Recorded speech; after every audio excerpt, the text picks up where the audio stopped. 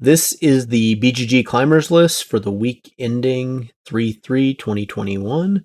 This list is put together by Michael Alexander. If you like this video, please like and please subscribe and take a look at our other videos. I'll also include links in the description to the Geeklist in case you want to subscribe to it or take a look at stuff in more detail. So let's get started. So below the top 10, there's actually some stuff we've been following. One is Eclipse Second Dawn of the Galaxy is approaching the top 100. This game looks like it, actually at its current rate, it has a chance at hitting the top 10 at some point. I think it's possible, but we need to get a lot more ratings. One other thing is we're probably about a month away, maybe a little bit more than a month of hitting the top 100 based on how many ratings are coming in. Now, this could slow down or speed up depending upon more copies hitting the market. I don't know when the next printing is going to be, but that's probably when the next bunch of ratings will show up. So that's number 17. And another one that I don't think this will ever hit the top 100. It's possible, but I doubt it. Is Microcrime City. This is just a game I'm kind of interested in, probably playing at some point with my family. It looks kind of cool, although I guess some of the concepts maybe aren't super family friendly, but it's like a Where's Waldo-ish game, and I think it's a really cool concept. So let's get into the top 10. So Lost Ruins of Arnak. So this one is probably going to hit the top 100. It's slowed down a little bit in terms of its climb. And its ratings have come down a little bit, which is kind of something I expected. But I do think it's still on track for hitting the top 100. This is a worker placement deck building game, the first of like the three big ones to be released, which are Lost Ruins of Arnak, Dune Imperium, and Endless Winter. We'll probably see more of this. These games have done really well, I think, in terms of sales, and there'll probably be some other deck building worker placement games coming out. I mean, deck building is a popular mechanism. Worker placement's a popular mechanism. It was probably only a matter of time until these two found each other. So that's Lost Ruins of Arnak. Number 9 is Rift Force. So we haven't seen this one on the list. It looks like it just got released based on the ratings. So let's take a look at it. So this is a 2-player only game, weight of 2, and it was a Kickstarter game as expected. So spread across the land. In Rift Force, you're a dueling card game, drafting 4 of the 10 guilds, each with unique power. Gives you a chance to synergize between the guilds. So maybe, I mean, it sounds kind of like, at least the idea of guilds, maybe like some other card games. I think the artwork looks pretty okay. But I do think 2-player card games are probably going to be limited in terms of how far they can rise. Miguel Coimbra. So that's, yeah, I guess that's why the artwork looks pretty decent. He's a pretty good artist. So it'll be interesting to see how this does. Again, I think that 2-player card games are just going to be limited in terms of how far they can rise. But it looks like the backers, at least that have received it so far, like it. That's a pretty solid start. So that is Rift Force, number 9. Number 8 is Mini Express. So this one is actually been getting some ratings for the last few weeks. It started its ascent. Build a track or take a share. So this sounds like, yeah, actually, I don't know if I guess there's been some new train games like Iron Gauge and some of the other ones. Train games always seem to be popular. I think that there's a high overlap. Absolutely different train game, Mini Express. So I guess it got kind of reformulated. It looks okay. I think that, I mean, it's hard to know without looking at this in more depth. It doesn't look like an amazing production, but maybe its price is reasonable. And it is designed by Mark Garrett. So that's always good. Oh, Mark Garrett's totally different train game. I guess we'll have to see this one. It is a lighter weight game, and I would say its production quality isn't the best, and it's starting off with mediocre ratings for the first backers. But that can always change as more people come out there. It's just hard to say how high it's going to go. So that is Mini Express, number 8. Once they get another production out, yeah. So this one is Dune Imperium. This one's going to hit the top 100, and I think, based on the reviews, certainly the top 50. I don't see it not getting there. So this is, as we talked about earlier, the second in the worker placement deck building game genre, I guess, or releases that are coming. And this is based on Dune, which is going to have a movie later this year, which could propel this game even further. So, the Dune classic game was re-released, reprinted almost as is. This game is a new game based on the Dune universe. Dune is always a popular sci-fi, I guess, book or movie series. I think they had the sci-fi series at some point based on Dune. And I would say my one disappointment with this game, I haven't played it yet. I do plan on playing it because it's gotten such solid reviews. I've already played Lost Ruins Arnak, and I think it's a good game. Not something I'm going to get, but I think it's good. I do wish they would have improved the production value of this. I feel like, man, maybe part of it was just to keep the cost down. It's not that expensive of a game. Maybe they just really wanted to get it to the price point where it can potentially be on like a Target shelf or a Walmart shelf, and people will buy it when the movie comes out. But it is clearly getting exceedingly good ratings, and it's not too much of a surprise because it is by Direwolf, who did Clank, if I remember right. And they have this history of being able to build a deck building game, or take the deck building mechanism and shove it into a board game and make it a good solid game. So that is Dune Imperium, probably top 50. I don't see it hitting the top 10 though. I don't think it's keeping its ratings up high enough. That's number 7, Dune Imperium. Number 6 is Gloomhaven Jaws of the Lion. So this is continuing its ascent. Its average is 8.87 with 8,000 ratings. So this thing is still getting a lot of ratings every week. This game is available, on Amazon. It's available in Target. It's available, I think, maybe on Walmart. I don't know, but it's available a lot of places. And it's a really solid game. It's really good to get into. I have a copy of it that I'm going to play with my family at some point.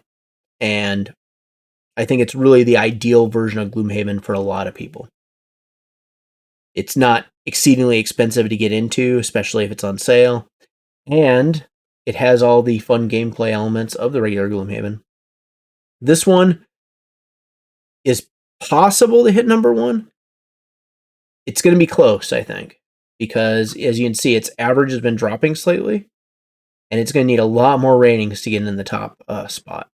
But I think it's very likely to hit at least number 2 or number 3, given enough time. Says number 6, Gloomhaven Jaws of the Lion. Number 5, Overboss, a boss monster adventure. So this looks like a Kickstarter game to me. Let's see. Players draft and place terrain tiles and monster tokens. The goal is to craft the map with the greatest power and become the ultimate Overboss. Done by one of the designers of Calico, which was a pretty well received game. This crowdfunding Kickstarter is this. It's available on Geek Game Shop. So this must have been a Kickstarter that finally is showing up in the hands of the backers. Let's see here. Conquer the Overworld. I mean, I like the artwork on here. I'm kind of a fan of the old video game artwork, but I'm not sure that a tile placement game is the best way. Is this tile placement? I think that's one of the mechanisms here. Yeah, card drafting, pattern building, piece of a map, tile placement, set collection. Maybe the mechanisms just aren't there. I do like how the game looks, because it has this, like, to me, Zelda feel, like the original Zelda.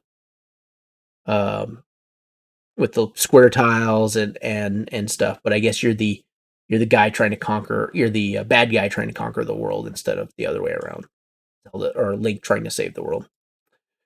I'm interested to see. I don't think this thing's going to have too many legs in terms just based on its complexity, but I'm interested to see if it shows up again in the coming weeks. It's getting okay ratings. That one's a little bit low, so maybe it's not too thrilling for the backers. So it's number 5, Overboss, a boss monster adventure. Number 4 is Canvas. So we've looked at this one a couple weeks. For the last couple, we've seen it on the list for the last couple weeks. It's a game that actually got pretty good review from Dice Tower, I think, which may have helped it bump up a lot. Also, backers receiving. I mean, I think this Kickstarter was a big success. Sorry, I got to put a drop in here real quick. I do think it looks amazing, and after the reviews, I'm considering getting the retail version of it. It's not a very large game. I think it's got a lot of interesting stuff to play with people that maybe normally don't play board games, and we'll have to see. So that is Canvas, number 4. Number 3 is Sleeping God. So this is Ryan Lockett's latest game. The reviews are just coming out. I think people are very excited to play this because, the reviews are coming out with very few ratings have happened yet. And I know Kickstarter backers on this one are, going to be very excited to get it. Now, this week's ratings are a little bit lower than the previous ratings, but it's still getting a very solid reception. I think this one will hit the top 100.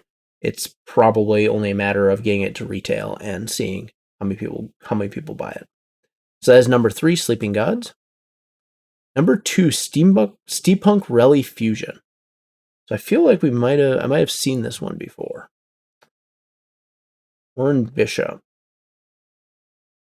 This one's got card drafting, dice rolling, modular board, race, simultaneous action selection, which I actually am a big fan of simultaneous action selection games because they can really speed up the process of play, especially with larger player counts.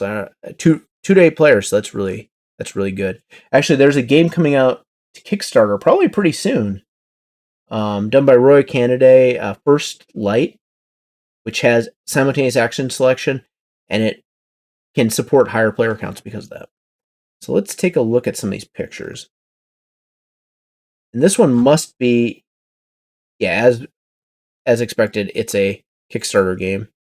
These gears look pretty cool. Artwork looks decent. I mean, I think if you're going to go with standard, this is 9, I guess. I don't know why 9. Maybe custom dice, but if you're going to go with like a standard 6-sided die, I feel like going with transparent colors makes it look more premium, to me at least. So, yeah, I don't know. This kind of looks simplistic though, having like a Snakes and Ladders style board or Candyland style board. I do like the gears, so I'm a fan of the artwork. I don't know how it's going to be though for a game. We'll have to wait and see. And let's see how the ratings are. So it's doing decent on the ratings. Obviously, it's got to get more. These people probably rated it before they even got a copy of it. So we'll have to see in time. It's a medium weight game, so assuming it does well, it has a chance at moving up pretty high if it's a solid game. So that's number 2, Steampunk Rally Fusion. Number 1, Cubitos. So this one we saw last week. I'm impressed that it made number 1, but it is done by John D. Clare. So Cubitos is this, Cube Cup racing game, I think, where you're gonna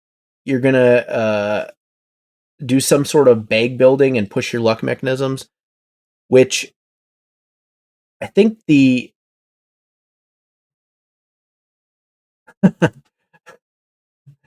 I think these things look really cool. Like the little cube guys look really cool. I think the artwork looks good on here, and I think John D. Clare has had a some of his games I'm not a huge fan of, but he's done some really good designs recently, and I think when he gets into this like medium to medium lighter weight game. He really shines in terms of his designs. And this one, I think, has some, potential. I'll have to play it to see what I think. But, bag building and push your luck mechanisms are really good. The playtime is, kind of a sweet spot for a lot of people. It is a little bit on the lightweight, but, a lighter weight game that looks good with push your luck can be solid, as you can see with Quacks. Quacks is a kind of a lightish weight game, but it's heavier than this, but it's still like, below 3. But it did extremely well, and it's an extremely fun game, and people played that over and over and over again because of the quick play time. So maybe that's what John Declare was going for with this game, Cubitos. So there you have it. That is the climbers for this week. Again, if you like this video, please like and please subscribe, and please take a look at our other videos. Thank you.